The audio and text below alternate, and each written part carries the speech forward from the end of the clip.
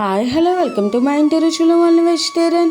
ఈరోజు కుడుముల్ని ఎలా ప్రిపేర్ చేసుకుందామో ఈ వీడియోలో చూద్దాము.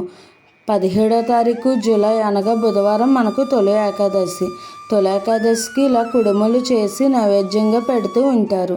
మా నానమ్మ అలాగే పెట్టేవారు, అలాగే మా అత్తయ్య గారు కూడా కుడుములనే చేసి నైవేద్యంగా పెట్టేవారు.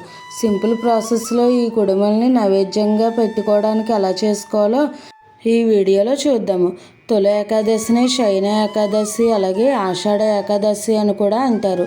ఈ తొలి ఏకాదశితోనే మనకు పండుగలు కూడా ఇక నుంచి ప్రారంభం అవుతూ ఉంటాయి.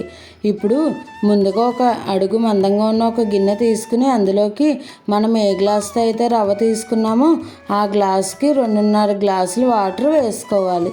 నేను ఒక 1/2 కేజీ రవ్వతో చేస్తున్నాను. ఈ లోటాతో ఒక లోటా రవ్వ ఉంటుంది, అందుకని 2.5 లోటాల వరకు వాటర్ని వేస్తున్నాను. ఇప్పుడు దీనికి సరిపడా సాల్ట్ని వేసుకోవాలి. అలాగే ఒక 4 టీ స్పూన్స్ వరకు ఆయిల్ని కూడా వేసుకోవాలి. ఆయిల్ వేసుకోవడం వల్ల మనకు రవ్వ పొడి పొడిగా టేస్టీగా వస్తుంది.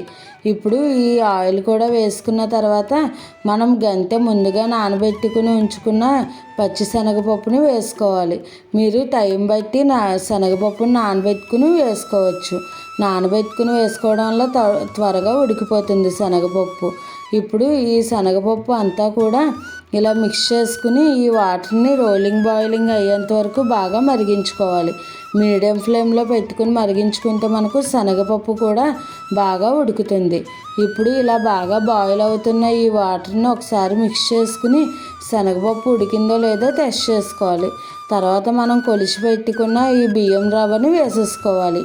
1 గ్లాసు రవ్వకి 2.5 గ్లాసులు వాటర్ వేసుకుంటే కనుక మనకు కుడుములు చాలా బాగా వస్తాయి. పర్ఫెక్ట్గా పొడి పొడిగా అయిపోకుండా బాగా వస్తాయి. ఇప్పుడు ఇదంతా ఇలా మిక్స్ చేసుకోవాలి. శనగపప్పు మీ ఇష్టాన్ని బట్టి వేసుకోవచ్చు. ఎక్కువైతే ఎక్కువ వేసుకోవచ్చు, తక్కువ అయితే తక్కువ వేసుకోవచ్చు, మీ ఇష్టం అది. ఇప్పుడు ఫ్లేమ్ సిమ్లో పెట్టేసుకుని మూత పెట్టేసుకుని ఈ రవ్వని ఒక 5 to 10 మినిట్స్ వరకు ఉడికించుకోవాలి. మనకు ఇప్పుడు ప్యాకెట్స్ రవ్వ కాబట్టి త్వరగానే ఉడికిపోతుంది. అందుకని మధ్య మధ్యలో కలుపుకుంటూ ఒకసారి చూసుకుని ఈ రవ్వని కుక్ చేసుకోవాలి. నాకు ఒక 5 మినిట్స్కి రవ్వ పర్ఫెక్ట్గా కుక్ అయిపోయింది. ఇప్పుడు రవ్వ ఉడికిందో లేదో ఒకసారి టెస్ట్ చేద్దాము. మనం కొద్దిగా రవ్వని ఇలా పట్టుకుని చూస్తే స్మూత్గా అయిపోవాలి, అంటే రవ్వ పర్ఫెక్ట్గా కుక్ అయిపోయింది. ఇప్పుడు ఈ మిశ్రమంని ఒక 5 మినిట్స్ మూత పెట్టేసుకుని అలాగే ఉంచేసుకుని తర్వాత మనం కుడుముల్లా చుట్టుకుంటే కనుక పర్ఫెక్ట్గా వస్తాయి.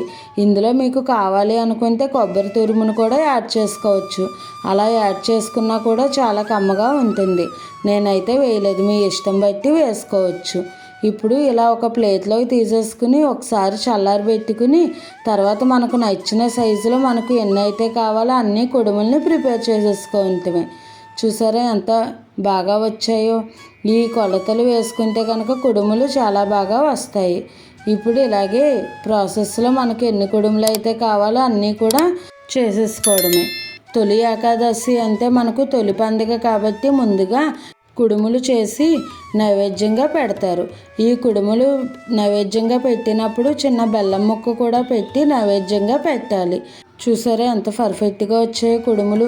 మనం ఇలా మొక్క చేస్తున్నా కూడా విడివిడిగా అయిపోకుండా ఉంటాయి. మీరు కూడా ఈ తొలి ఏకాదశికి ఇలా కుడుములు చేసి నైవేద్యంగా పెట్టండి.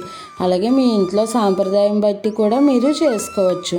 మా ఇంట్లో పద్ధతి ప్రకారం నేను ఇలా చేసి పెడతాను, మీకు చూపిస్తున్నాను. ఈ రెసిపీ కనుక మీకు నచ్చినట్టయితే లైక్ చేసి, షేర్ చేసి, కామెంట్ చేసి నా ఛానల్ సబ్స్క్రైబ్ చేసుకుని పక్కనే ఉన్న బెల్ ఐకాన్ని క్లిక్ చేయడం మర్చిపోకండి. మరిన్ని మంచి మంచి రెసిపీస్ కోసం నా ఛానల్ని ఫాలో అవ్వండి. Thanks for watching.